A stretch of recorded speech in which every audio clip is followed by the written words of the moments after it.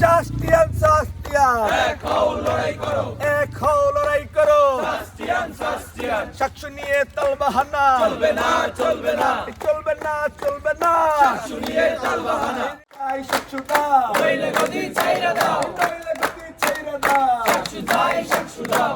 গতকালকে আমরা আমাদের সিআরদের সাথে বসেছিলাম, ক্লাস যেখানে 100-র বেশি সিআর ছিলেন এবং সর্বসম্মতিক্রমে আমরা সিদ্ধান্ত নিয়েছিলাম যে যতদিন পর্যন্ত সাক্ষ্য না দেওয়া হবে ততদিন পর্যন্ত অনির্দিষ্টকালের জন্য ক্লাস, পরীক্ষা এবং একাডেমিক কার্যক্রম, প্রশাসনিক কার্যক্রম বন্ধ থাকবে। এটি আমাদের সম্মিলিতভাবে সিদ্ধান্ত হয়েছে। তারই প্রেক্ষিতে আজকে আমরা এখানে উপস্থিত হয়েছি।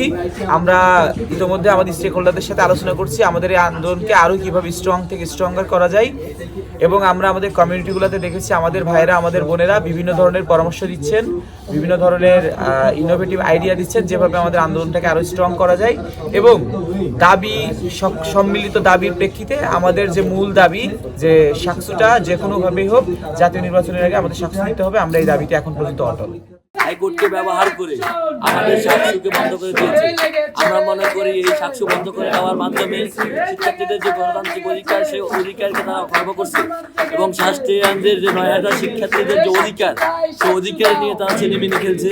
তার ধারাবাহিকতা আপনারা জানেন যে আমরা গত ৩-৪ দিন ধরে আমাদের ক্লাস পরীক্ষা বর্জন করেছি এবং এই ইতিমধ্যে আমরা আমাদের আন্দোলন এখনো পর্যন্ত চালিয়ে যাচ্ছি। কিন্তু অত্যন্ত দুঃখজনকভাবে আমাদের বিসি মহোদয়, আপনারা দেখেছেন গত পরশুদিন তারা বিএনপি এবং তারেক রহমানের সমাবেশে গিয়ে হাজির হয়।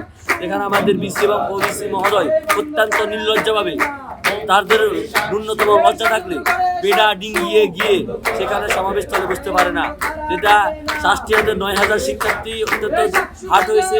এবং আমরা মনে করি এভাবে শাস্ত্রে সাক্ষ্য বন্ধ করে দিয়ে তার আগামী দিনে যেভাবে তারেক রহমানের সমাবেশে গিয়ে হাজির হয়েছে আবারও সেই দলীয় রাজনৈতিক নেতাদের দাসে পরিণত হবে। দাসত্ব অপেক্ষা করছে, সেই দাসত্ব শৃঙ্খল থেকে মুক্ত হওয়ার জন্য আমরা এখনো পর্যন্ত চাই ছাত্র সংসদও হতে পারে এটার একমাত্র সমাধান এবং ছাত্র সংসদের জন্য আমরা এখনো পর্যন্ত লড়াই সংগ্রাম চালিয়ে যাচ্ছি।